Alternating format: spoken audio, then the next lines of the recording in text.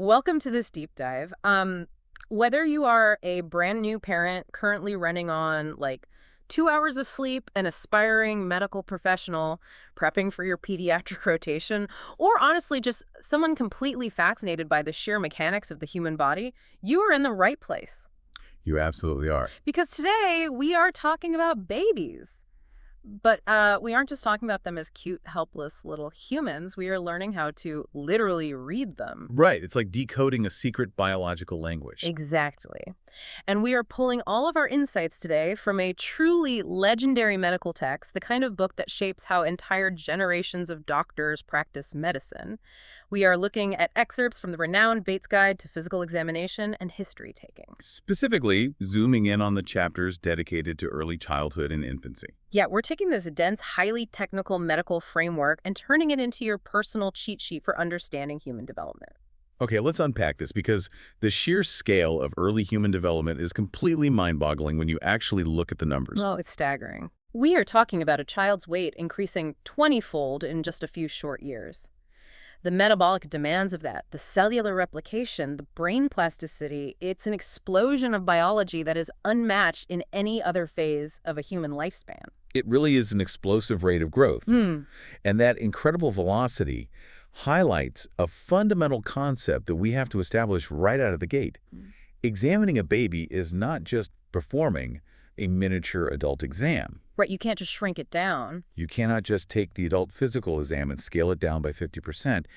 It requires a completely different philosophical approach, a completely different physical order of operations, and a highly specialized set of clinical instincts. I mean, think about what happens when you go to the doctor as an adult. Usually go because something is wrong, right? Exactly. You have a cough, your back hurts, your blood pressure is high. Yeah. The physician is looking for a specific disease process, a deviation from a steady state.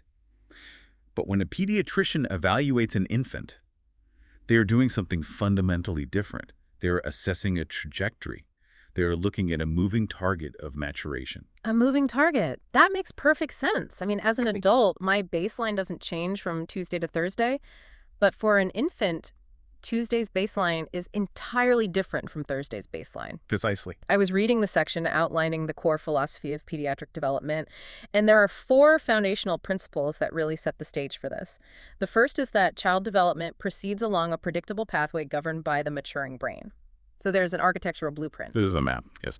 The second is that the range of normal, what clinicians call typical development, is actually incredibly wide. Very wide. The third is that physical, social, and environmental factors can profoundly alter that development. And the fourth principle, which I find fascinating from just a logistical standpoint, is that the child's developmental level dictates how the doctor actually conducts the exam. Right, because you can't just ask a 6-month-old to take a deep breath and hold it. You certainly cannot. You have to adapt your entire medical evaluation to their current reality. And that ties directly into how clinicians actually measure this predictable pathway you mentioned. How do you quantify a moving target?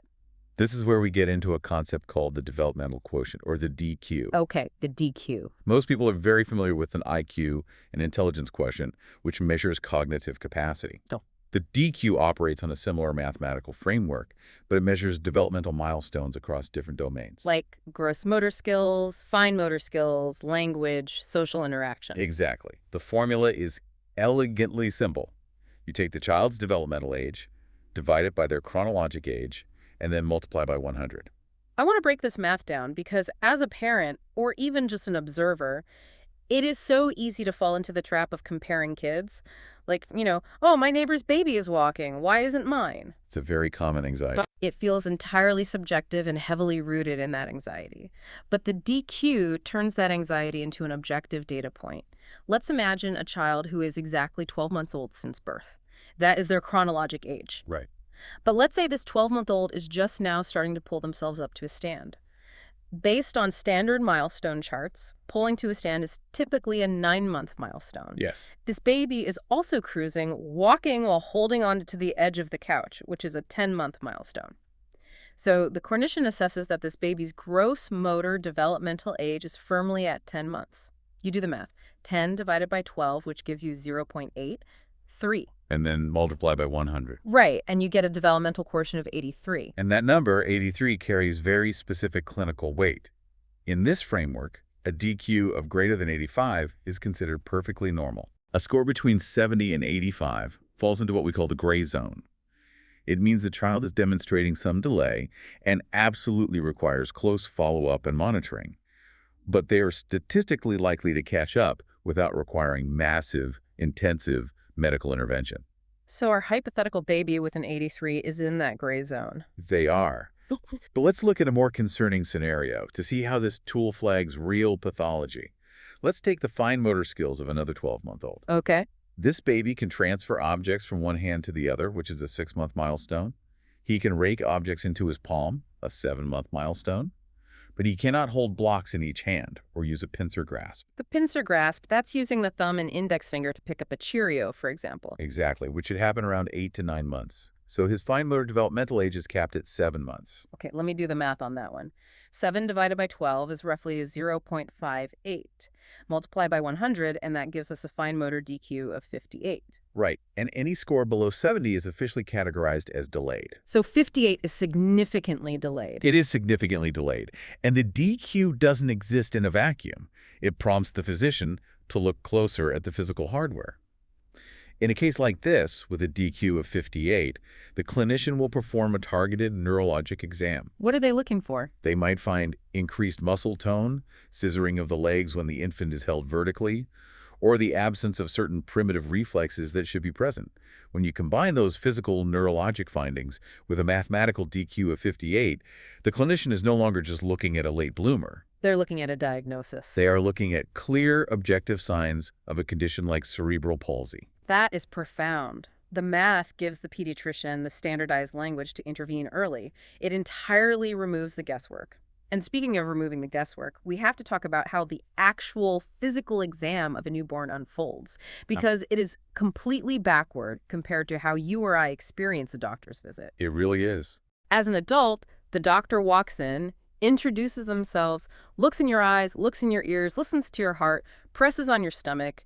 It's very systematic, head to toe.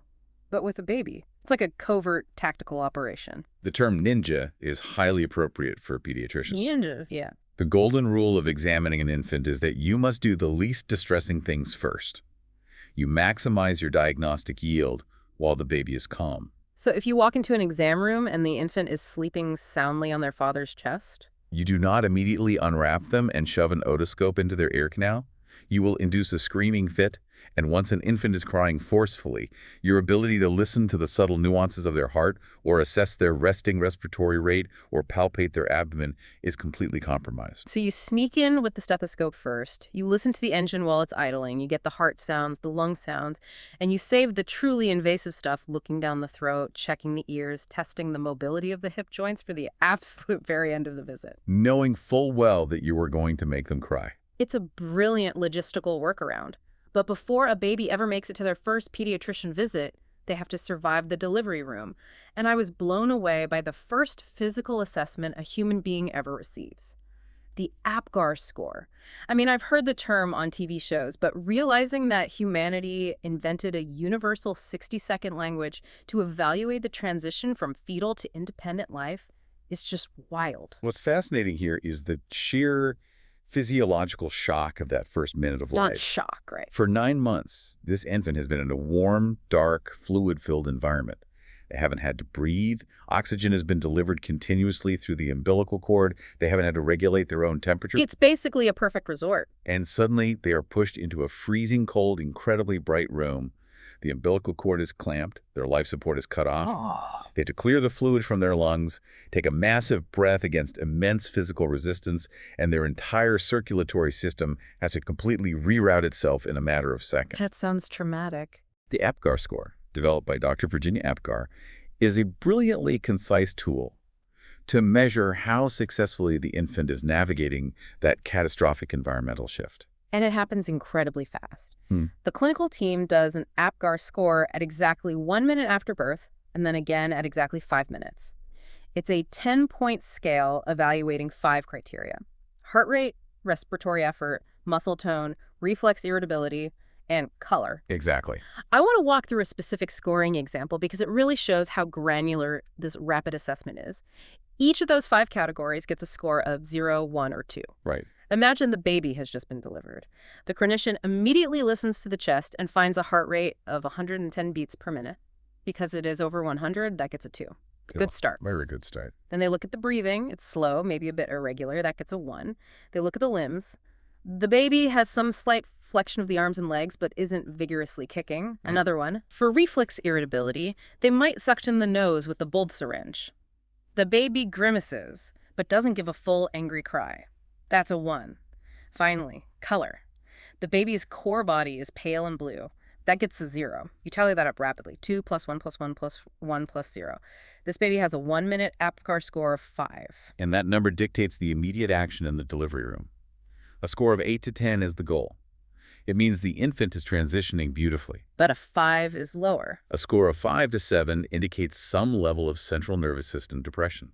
The baby is struggling with the shock. If the team calculates a 5 at the 1-minute mark, they don't panic, but they know they need to intervene. What do? They will aggressively dry and stimulate the baby, perhaps clear the airway more thoroughly, or provide some supplemental oxygen. Then they reevaluate at the 5-minute mark, hoping to see that score climb to an 8 or 9. And if it doesn't, or if it's lower to begin with? If the initial score is between 0 and 4, that indicates severe, life-threatening cardiopulmonary depression requiring immediate, full-scale resuscitation protocols. It's basically a biological status report that tells the team exactly how much help the baby needs to cross the finish line into the outside world. And right after the APGAR, they start classifying the baby by weight and gestational age. Yes, the growth classifications. This is another area where I had some major misconceptions. We always hear the terms premature or full term, but it's way more nuanced than that. They categorize babies into SGA, which is small for gestational age, AGA, appropriate for gestational age, and LGA, large for gestational age. That's right. And here is the thing that truly surprised me. I always assumed a massive, heavy baby was the gold standard of health. But being an LGA baby isn't necessarily a good thing at all, is it? It is a very common misconception that bigger is always better. Size does not inherently equal health, especially at the extremes. Okay, why is that? If a baby is large for gestational age, meaning their weight is above the 90th percentile for their specific week of development, it frequently points to a maternal metabolic issue, most commonly gestational diabetes. Oh, wow. If the mother's blood sugar was consistently high during pregnancy, that excess glucose crosses the placenta into the fetal bloodstream. The fetus responds by ramping up its own insulin production to handle the sugar load. To process all that extra energy. Exactly. And insulin is a powerful growth hormone, which is why the baby gets so physically large. But here is the critical danger. The moment that umbilical cord is clamped, the baby's massive supply of maternal sugar is instantly cut off. But the insulin is still there? Yes.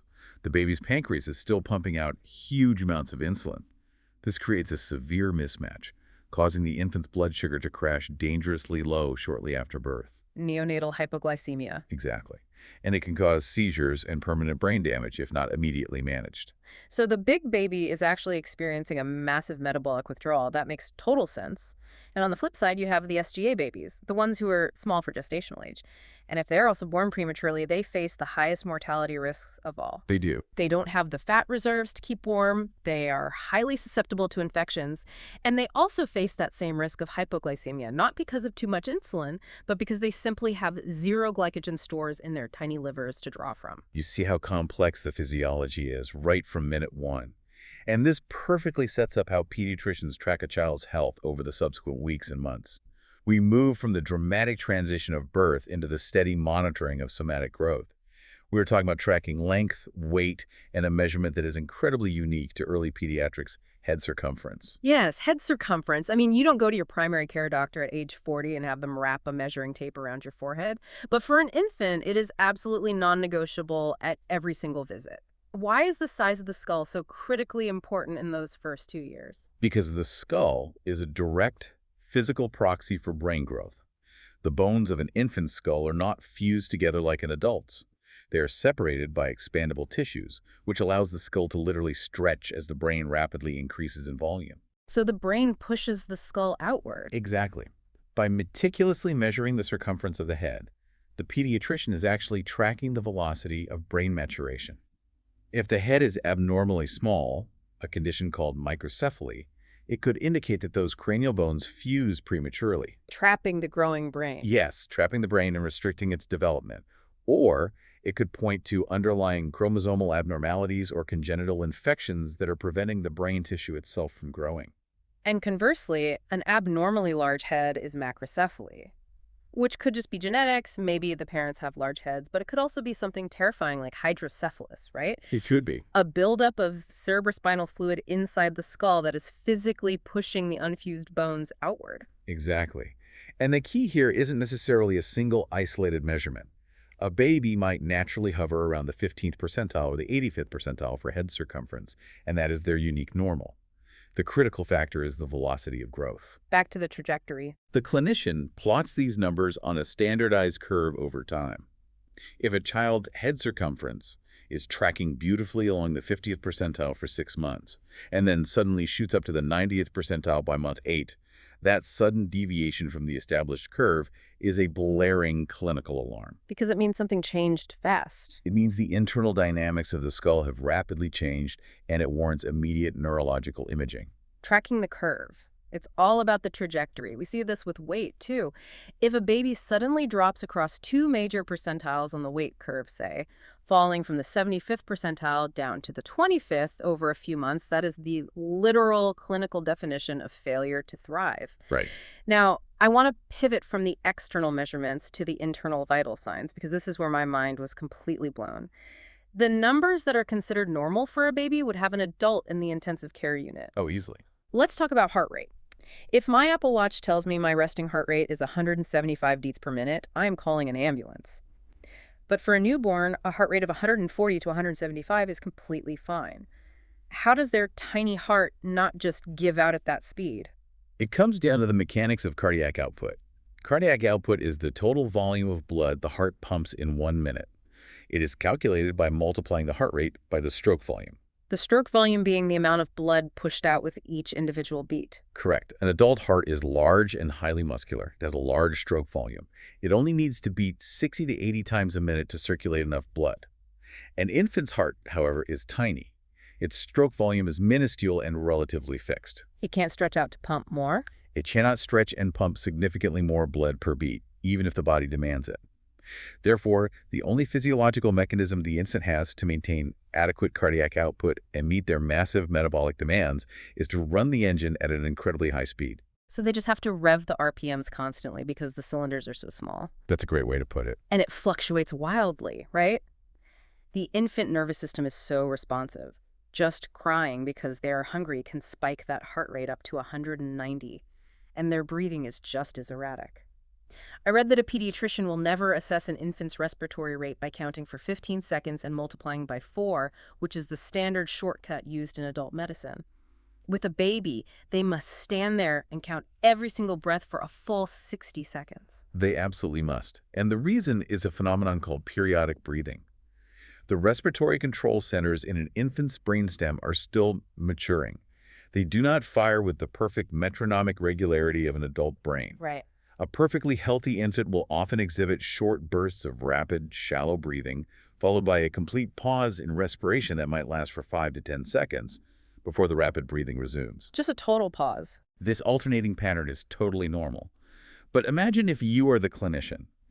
If you only count for 15 seconds during one of those rapid bursts and multiply by 4, you will falsely conclude the baby is hyperventilating. And if you count during the pause? If you happen to count during the 10-second pause, you will falsely conclude the baby is barely breathing at all. You need the full 60-second window to capture the entire cycle and calculate the true average respiratory rate. That is fascinating. So a heart rate of 160 is normal. Pausing breathing for 8 seconds is normal. It seems like everything is chaotic, but fine. So what isn't normal? What makes a pediatrician instantly worry? Temperature. Right. The one vital sign that is an absolute non-negotiable emergency in a young infant is temperature. A fever, which is strictly defined as a core body temperature over 38 degrees Celsius or 100.4 degrees Fahrenheit in an infant under 2 to 3 months of age, is a massive red flag. It is treated as an acute medical emergency. An infant's immune system in those first few months is incredibly immature. They do not localize infections well. What does that mean, localize? In an older child, a bacterial infection might cause a focused earache, or a localized skin abscess. In a neonate, a minor bacterial infection can rapidly cross into the bloodstream, causing overwhelming sepsis, or cross the blood-brain barrier, causing meningitis within hours. Wow. Within hours. And the only external clinical sign that this catastrophic internal cascade is happening might be a temperature of 100.4. And because the stakes are that high, you can't rely on the cheap temporal scanners or the little stickers you put on their forehead. If an infant under 3 months feels warm or is acting lethargic, a rectal thermometer is the only scientifically accurate tool to get the true core temperature. Axillary readings under the arm are completely unreliable in this specific high-stakes scenario. Precisely. You need data you can trust with a child's life. So we've looked at the internal mechanics, the heart rate, the erratic breathing, the temperature gauge. Now let's transition smoothly to the outside, to the overarching canvas of the infant's health, which is the skin. Because infant skin is incredibly communicative if you know how to read it. It is entirely different from adult skin, both in texture and in how it responds to the environment. It really is a unique organ at birth. When a baby is first delivered, they're often coated in a substance called vernix caseosa. It looks like a thick, white, cheesy material. Kind of gross, but useful. Highly useful. It's a mixture of water, proteins, and lipids that acts as a waterproof barrier, protecting the delicate fetal skin from macerating during months of floating in amniotic fluid. You might also see lanugo, which is a fine, downy layer of hair covering the shoulders, back, and forehead. Right. But what often alarms parents most isn't the texture, but the color changes. Let's talk about the colors, specifically the blue tones. Because as a parent, seeing any part of your baby turn blue triggers an immediate panic response. You assume they are suffocating. But I was reading about a condition called acrocyanosis, where the baby's hands and feet turn completely blue. And the medical literature says this is entirely normal and benign. Why on earth is a baby having blue hands considered normal? It all comes down to the immaturity of their vasomotor system. The vasomotor system is the network of nerves that controls the constriction and dilation of blood vessels. In a newborn, this system is highly unstable and incredibly sensitive to temperature changes. So it overreacts to the cold. When a newborn is exposed to slightly cool room air, the peripheral blood vessels in the hands and feet aggressively constrict, shunting the warm, oxygenated red blood away from the extremities and toward the vital organs in the core. Survival mode. Exactly. Because the red blood is restricted from the hands and feet, the sluggish, deoxygenated blood in the veins becomes more visible, giving the skin that blue or purple hue. It looks terrifying, but it is simply a benign physiological response to a mild temperature drop. And there's another version of this, right, on the chest. We see another manifestation of this called cutis marmorata, where the skin over the trunk and limbs develops a lattice-like bluish mottled appearance. It literally looks like a piece of marbled countertop. Again, it is just a transient response to the cold. Okay, so blue hands and a marbled torso are just the baby's internal thermostat overreacting. But there is a massive life-threatening difference between acrocyanosis and what clinicians call central cyanosis. A critical distinction. Acrocyanosis is strictly isolated to the distant extremities. Central cyanosis means that the core areas of the body, specifically the lips, the tongue, and the sublingual tissues underneath the tongue, are turning blue. And that is never normal. Central cyanosis is never a normal reaction to the cold. It is a blaring physiological alarm indicating that the arterial blood leaving the heart is fundamentally lacking oxygen. And why would the blood leaving the heart not have oxygen? Assuming the baby is breathing room air just fine, why is the tongue blue? Think of the heart and lungs as a complex plumbing system with two distinct circuits. You have the right side of the heart, which pumps deoxygenated blue blood to the lungs to pick up oxygen, and you have the left side of the heart, which receives the oxygenated red blood from the lungs and pumps it out to the body. Right, the normal flow. Central cyanosis often indicates a severe structural defect in this plumbing, a congenital heart defect that causes what we call right-to-left shunting. Right-to-left shunting. Let's break that down with an analogy. Imagine two large water tanks. Perfect. Imagine the right side of the heart is a tank full of blue, deoxygenated water. The left side is a tank full of red, highly oxygenated water. Normally, the blue water must pass through the lung filter to become red before it enters the left tank. But if a baby is born with a massive hole between the two tanks, and if the pressure dynamics are altered, the blue water can bypass the lung filter entirely and shunt directly from the right tank into the left tank. Mixing the waters. Yes. The left side of the heart then pumps this blended, poorly oxygenated purple blood out to the entire body. The oxygen saturation plummets, and the rich capillary beds of the lips and tongue turn distinctly blue. If a pediatrician sees a blue tongue, they are not putting a blanket on the baby. They are immediately ordering an echocardiogram to look at the architecture of the heart. So blue hands, grab a blanket. Blue tongue, call the cardiology. Got it. Now, what about the color yellow? Jaundice is incredibly common. I think it happens in roughly half of all newborns. It's a visible yellowing of the skin and the whites of the eyes caused by a buildup of bilirubin in the bloodstream. But because babies can naturally have very ruddy red flushed skin from all those red blood cells, the yellow tint can actually be surprisingly hard to see with the naked eye. I love the physical trick the text describes for checking this. The blanching test? Yes, the blanching test. The clinician will take a finger and press down firmly on the baby's nose or forehead. This physically pushes the red capillary blood out of the tissue.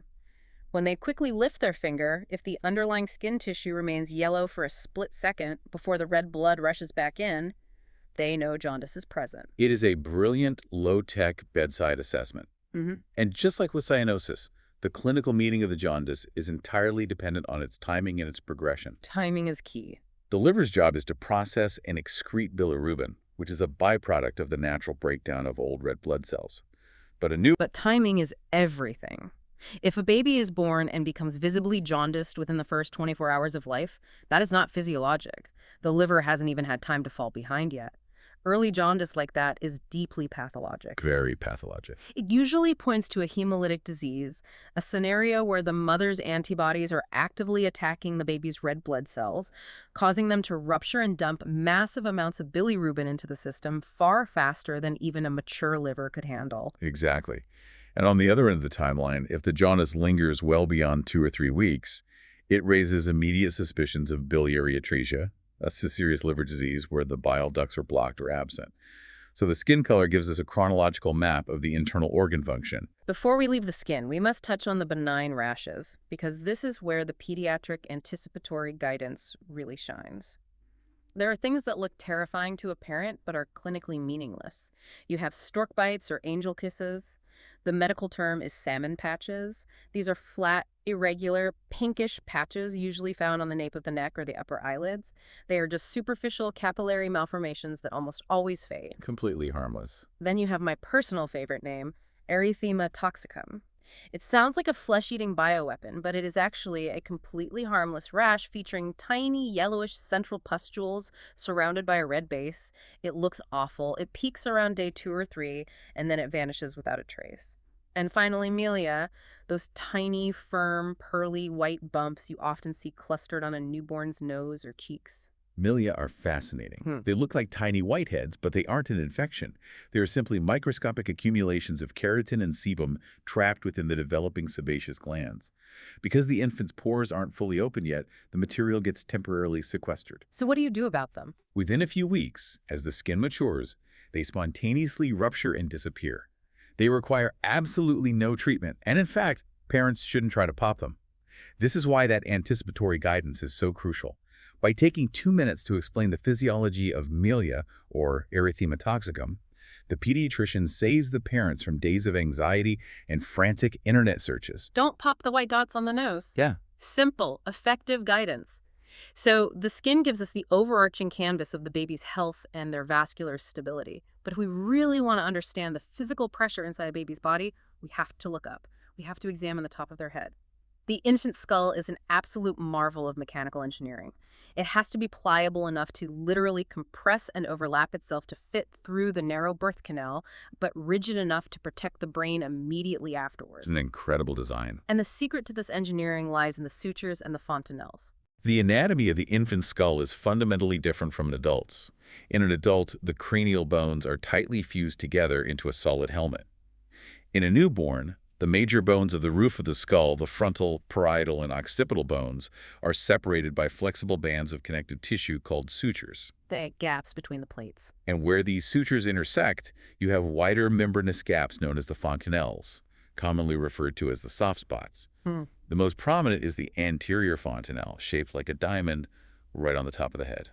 And examining that anterior fontanelle is a cornerstone of the physical exam. It acts as a built-in physical pressure gauge for the central nervous system. The doctor gently runs their fingers over the soft spot. If the baby is sitting quietly and that fontanelle feels tense, firm and physically bulging outward, it means the intracranial pressure, the pressure of the fluid inside the skull, is abnormally high. That's right. Now, if the baby is screaming their lungs out, the fontanelle will temporarily bulge just from the physical exertion, which is normal.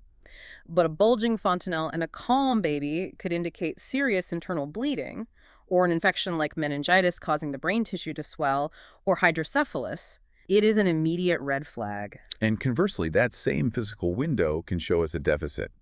If the clinician feels the anterior fontanelle and it is deeply depressed, sunken into the skull like a shallow bowl, it is one of the primary clinical indicators of severe dehydration. Because the fluid volume drops. The cerebrospinal fluid volume drops when the infant is profoundly dehydrated from vomiting or diarrhea, and the soft membranous window physically sinks inward. It's incredible that you can assess brain pressure and hydration status just by touching the top of the head.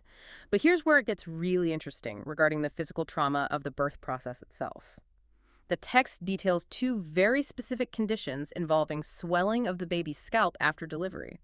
They sound similar to a layperson, but anatomically they're completely different and carry very different risks.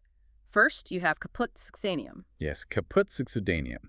This is a localized swelling of the soft tissues of the scalp, almost always caused by the mechanical vacuum effect of the cervix pressing against the baby's head during prolonged labor, or from the use of a vacuum extractor during delivery. Just general swelling. It is essentially edema fluid swelling within the loose subcutaneous tissue of the scalp.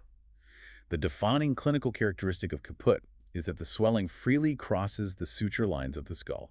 Because it's just fluid trapped in the loose skin layer, like water trapped under a large tarp thrown over the whole head, it can slosh around anywhere. But then you contrast that with the cephalohematoma. Yeah. This is where the anatomy gets deeply specific. A cephalohematoma is entirely different. It is not swelling in the loose skin. It is superiosteal bleeding. Superiosteal. The periosteum is a tough, fibrous membrane that tightly covers the outer surface of every individual bone. Imagine each bone of the skull is a wooden panel, and the periosteum is thick wallpaper glued tightly to each individual panel. Crucially, the periosteum is anchored firmly to the very edges of each individual bone at the suture lines. So it's glued down at the seams. Precisely. So if trauma during birth causes a blood vessel to rupture beneath the periosteum, the blood pools directly against the bone. But because the periosteum is glued down at the edges of that specific bone, the bleeding is physically trapped. Therefore, the absolute hallmark of a cephalohematoma is that the swelling strictly does not cross suture lines. That is such a brilliant anatomical distinction. Caput is above the periosteum, so it crosses the sutures. Cephalohematoma is trapped beneath it, confined to one single bone plate.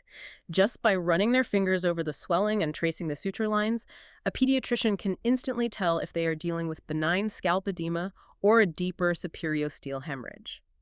Moving down from the skull to the eyes, the text describes some fascinating neurologic reflexes that are present at birth. During the first 10 days of life, if you hold a baby and gently turn their head to the side, their eyes won't move with their head. Their eyes will stay locked, staring in the original direction while the head turns around them. It is literally called the doll's eye reflex, like those old porcelain dolls with weighted eyes. It is a primitive vestibular reflex that eventually integrates as the higher cortical centers of the brain mature and take control of voluntary eye movements. But the most critical evaluation of the eye isn't a reflex of movement, it's a reflex of light, the red retinal reflex. The red eye effect. The clinician dims the room lights and shines an ophthalmoscope directly into the infant's pupils. In a normal eye, the light passes cleanly through the clear cornea, through the clear lens, and bounces off the vascular, blood-rich retina at the back of the eye, reflecting back a bright red or orange glow. It is the exact same anatomical phenomenon that causes the annoying red eye effect in flash photography. But the pediatrician is looking for the absence of that red eye. If they shine the light and instead of a red reflection, they see a stark white reflection, a sign called leukocoria, the exam stops immediately. Because a white reflex means something dense is physically blocking the light from reaching the back of the retina. And the differential diagnosis for leukocoria involves significant pathology. It could be a congenital cataract, meaning the lens of the eye is clouded. This is a surgical emergency, because if the brain doesn't receive clear visual input from that eye in the first few months of life, the visual cortex will never wire itself correctly, leading to permanent blindness in that eye, a condition called amblyopia. And it could be worse than a cataract, right? Even more concerning, a white reflex could be the first sign of a retinoblastoma, which is a rare, aggressive childhood cancer that develops on the retina itself. By doing this simple 10-second test with a flashlight, the pediatrician is screening for profound disability and life-threatening malignancy. Catching it early changes everything. Before we leave the head and neck, I want to tie this physical anatomy into a massive public health victory that you, the listener, are probably very familiar with. The Back to Sleep campaign. In the 1990s, pediatricians launched a massive initiative urging parents to place infants on their backs to sleep rather than on their stomachs to lower the risk of sudden infant death syndrome, or SIDs. And from a public health standpoint, it was a triumph. The incidence of SIDs plummeted. But it created a fascinating mechanical side effect. It did, because we just established that the infant skull is highly pliable with unfused sutures. If an infant spends 16 to 18 hours a day lying perfectly flat on the back of their soft skull, gravity and continuous pressure are going to have an effect. We began to see a massive increase in a condition called positional plagiocephaly, Flathead syndrome. which is a literal flattening of the occipital bone at the back of the head. It is entirely cosmetic. It doesn't affect brain development, but the skull becomes noticeably asymmetric. It's a classic example of solving one catastrophic problem and accidentally creating a minor biomechanical one. And it's exactly why pediatricians now rigorously prescribe supervised tummy time. When the baby is awake and supervised, you put them on their stomach. It relieves the constant pressure on the back of the skull, allowing it to remodel into a rounded shape, and it forces the baby to push up against gravity, developing the core, neck, and shoulder strength they will desperately need for their upcoming motor milestones like rolling and crawling. It is a simple behavioral prescription for a biomechanical issue. And speaking of biomechanics, let's move down into section 6, what we can call the engine room of the body, the lungs, and the heart. We discussed earlier that infants have erratic, periodic breathing that requires a full 60-second assessment. But how does a clinician visually identify when an infant is actually failing? When are they truly in respiratory distress? The visual cues. The text outlines a very specific hierarchy of visual and auditory cues that occur long before the doctor even needs to use a stethoscope. Right. You look at the face first. You look at the nose. Are the nostrils flaring wide open with every single inward breath? That is nasal flaring. The infant is physically trying to widen the airway to reduce airway resistance. Then you listen to the mouth. Are they making a short, repetitive grunting sound when they exhale? I used to think grunting was just a baby making cute noises, but the physiology behind it is incredible. Grunting is the baby exhaling forcefully against a partially closed glottis, the opening of the vocal cords. By partially closing the exit valve, they are trapping air in their lungs, generating positive pressure to force the tiny air sacs, the alveoli, to stay open so they don't collapse. They're essentially creating their own internal CPAP machine. It is a brilliant, desperate physiological adaptation. They are auto-resuscitating. If the flaring and the grunting aren't enough, you will begin to see retractions. Retractions occur when the lungs are stiff, perhaps from pneumonia or fluid, and the infant has to recruit accessory muscles to physically yank the rib cage open to draw breath. Yanking the ribs. Because their chest wall is so thin and pliable, you will literally see the skin being sucked inward between the ribs, or deeply indented right above the collarbones, or pulling in right below the sternum with every single inspiration. The infant is using immense muscular effort just to move tidal volume. And the absolute extreme manifestation of this effort is something called paradoxical breathing, or the Hoover sign. This is terrifying to visualize. Normally, when you take a deep breath in, your diaphragm contracts and moves down, pushing your belly out, and your chest expands outward simultaneously. They move together. But with paradoxical breathing, the infant's airway is so obstructed or the lungs are so stiff that the diaphragm contracts violently downward, pushing the belly out. But the massive negative pressure created inside the chest cavity actually sucks the soft, pliable rib cage inward. Yes, it is a seesaw motion. The belly forcefully protrudes while the chest wall collapses inward. If a clinician sees this Hoover sign, they know the infant is generating massive negative intrathoracic pressure against a profound obstruction. The baby is rapidly exhausting their muscular reserves and is on the verge of complete respiratory failure. It is an immediate indication for aggressive airway support. Once the visual inspection of the engine is complete, the doctor moves to auscultation, listening with the stethoscope. And this brings us to a topic that induces sheer terror in parents. Heart murmurs. Hearing a doctor say, "I hear a murmur in your newborn's heart," sounds like a death sentence. But the source material is incredibly reassuring on this front. It explicitly states that the vast majority of children will have a benign, functional heart murmur at some point during childhood. It is the rule, not the exception. A murmur is simply the sound of turbulent blood flow. If water flows smoothly down a straight, wide pipe, it is silent. If there's a narrowing or a sharp turn, or if the water is flowing incredibly fast, the flow becomes turbulent, creating a vibration that we hear as a murmur. In a tiny, fast-beating infant heart, turbulence is highly common and often completely harmless. Like the closing ductus murmur. The classic example in a newborn is the closing ductus murmur. It is typically a harsh systolic murmur heard at the upper left edge of the sternum, and it is actually the sound of a normal transition. Let's expand on that transition, because the mechanics of fetal circulation are mind-blowing. In the womb, the baby isn't using its lungs to breathe. They are collapsed and filled with amniotic fluid.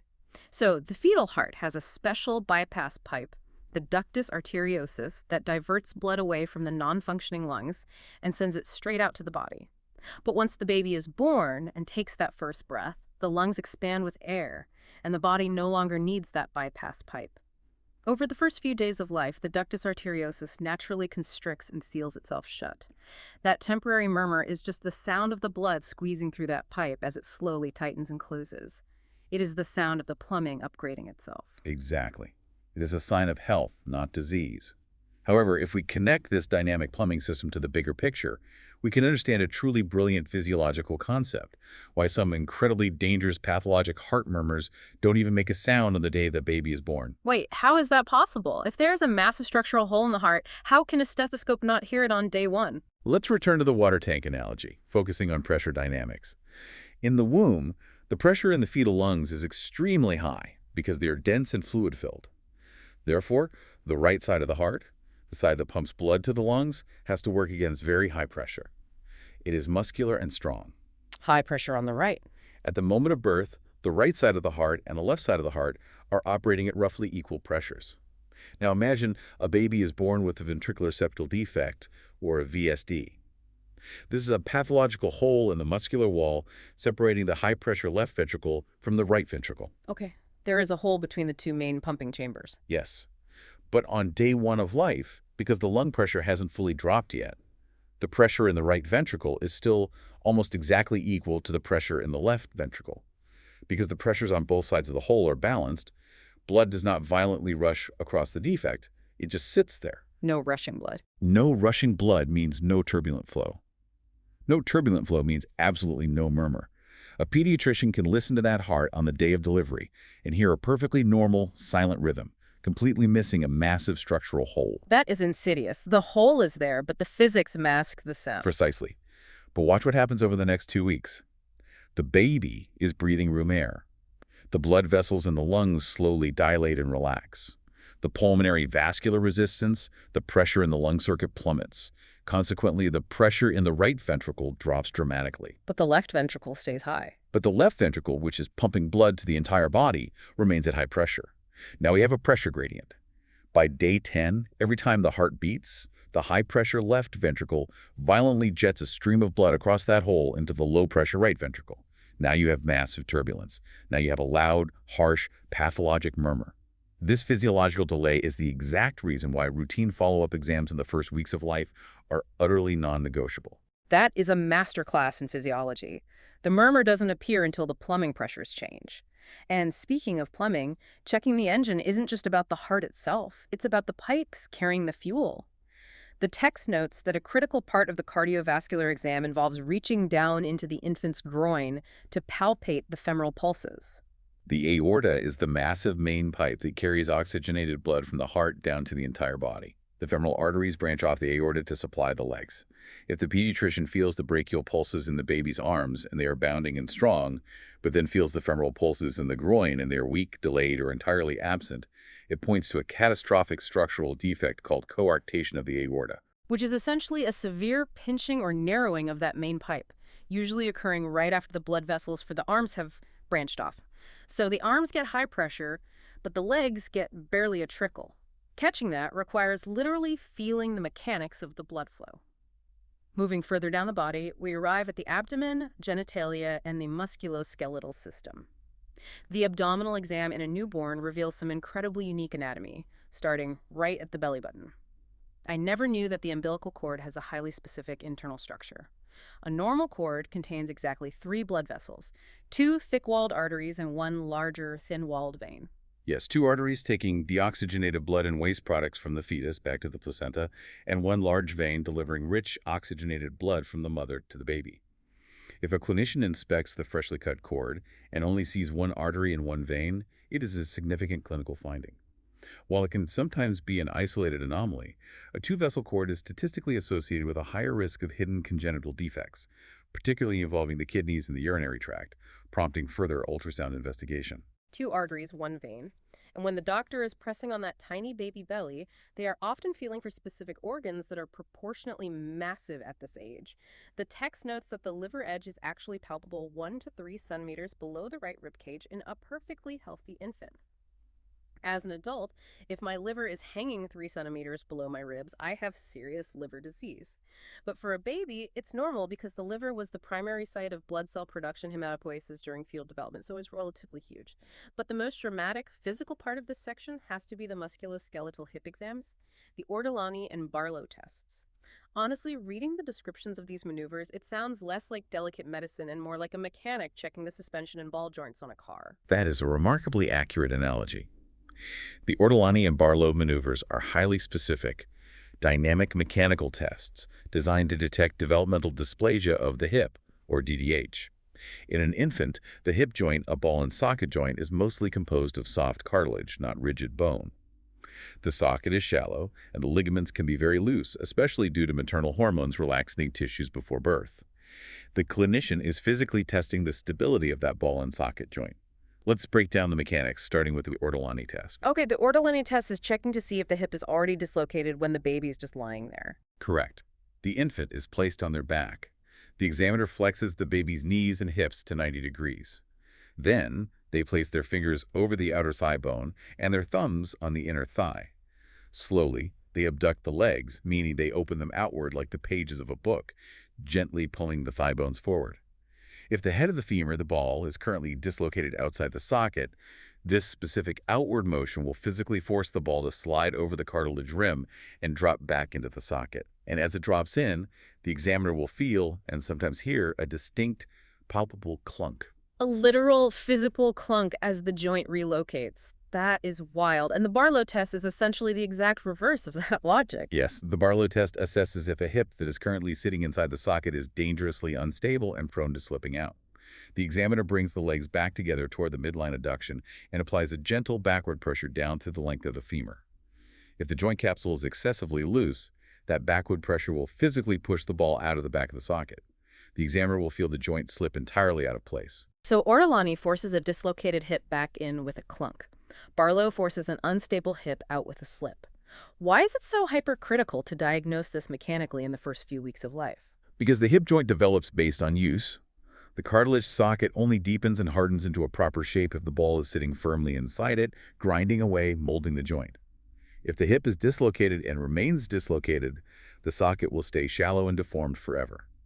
If caught early through these tests, the baby can wear a simple, soft harness like the Pavlik harness that holds the hips in a flexed, abducted position for a few months, allowing the joint to remodel perfectly.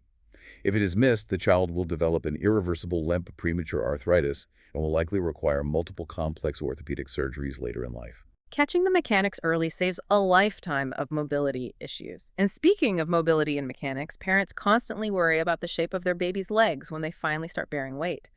The text addresses two major anxieties that almost always lead to unnecessary panic: bow legs and pigeon toes.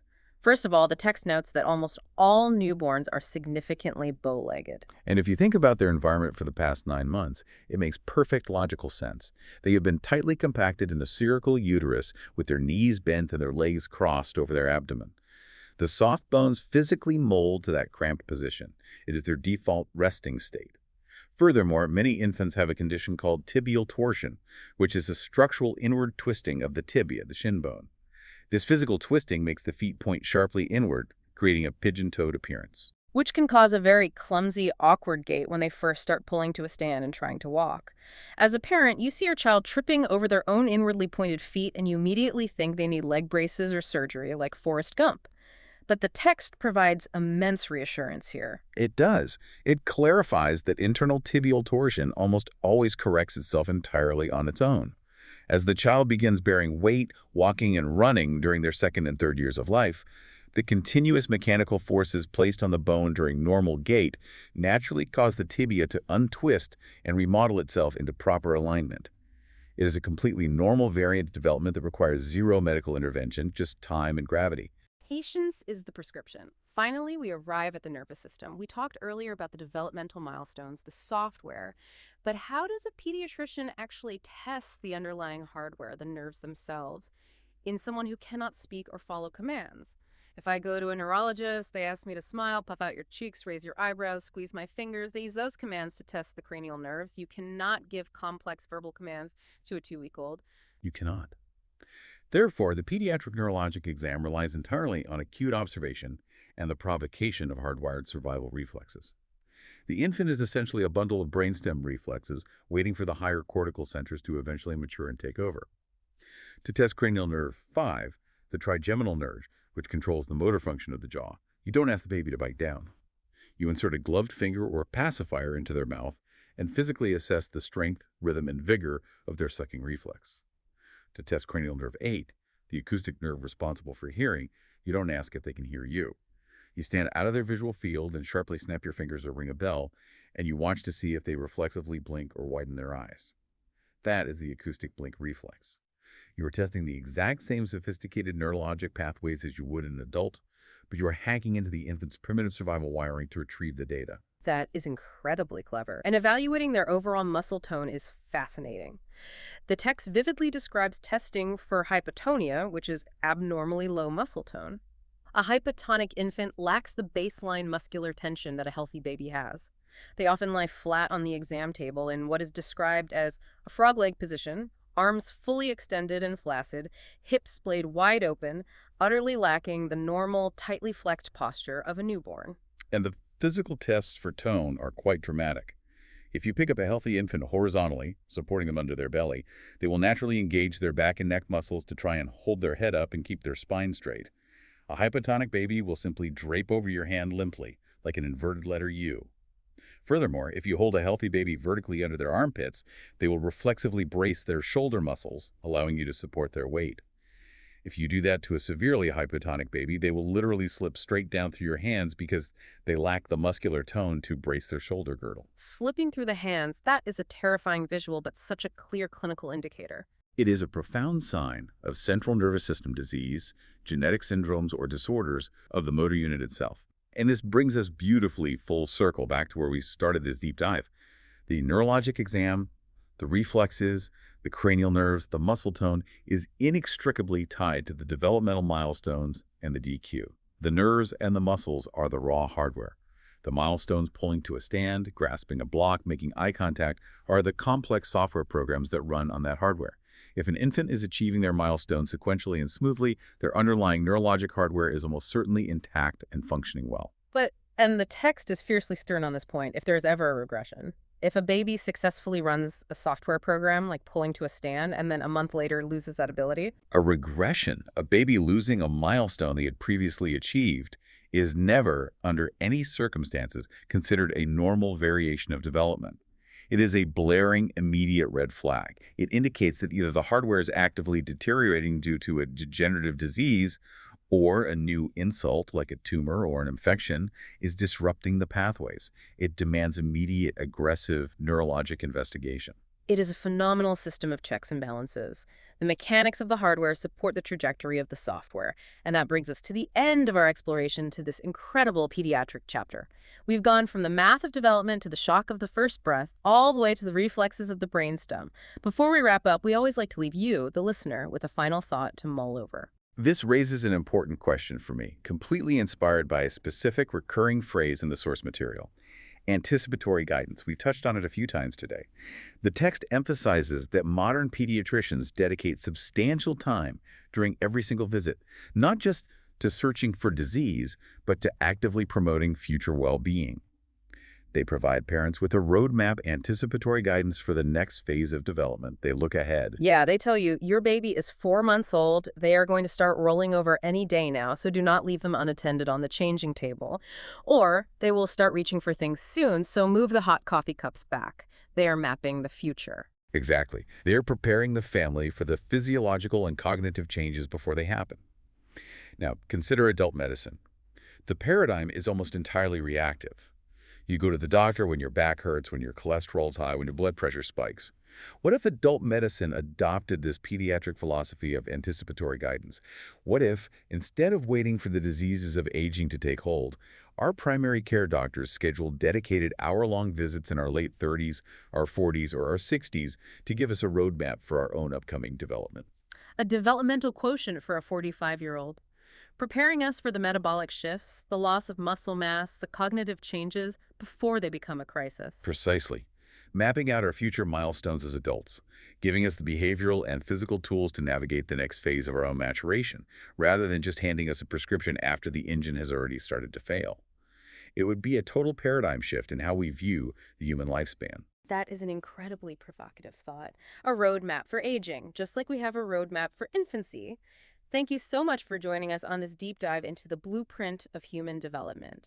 We hope that the next time you look at a baby, whether it's your own child, a niece, a nephew, or just a random tiny human bundled up on the subway, you don't just see a cute face or a sleep deprivation machine. You see a rapidly evolving masterpiece of predictable, measurable, and truly profound biological engineering.